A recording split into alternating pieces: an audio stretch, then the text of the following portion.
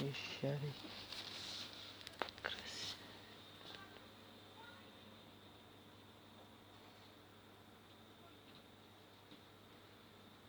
Максим, а вам там есть чем заняться? Да. Ну ладно. Обидно, да? Да. Хотела такое предложить. Ты мне хочешь предложить занятие? Да. По уму?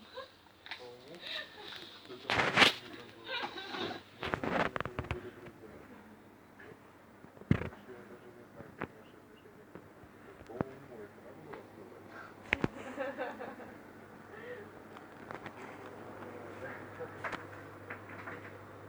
И, а у меня нет.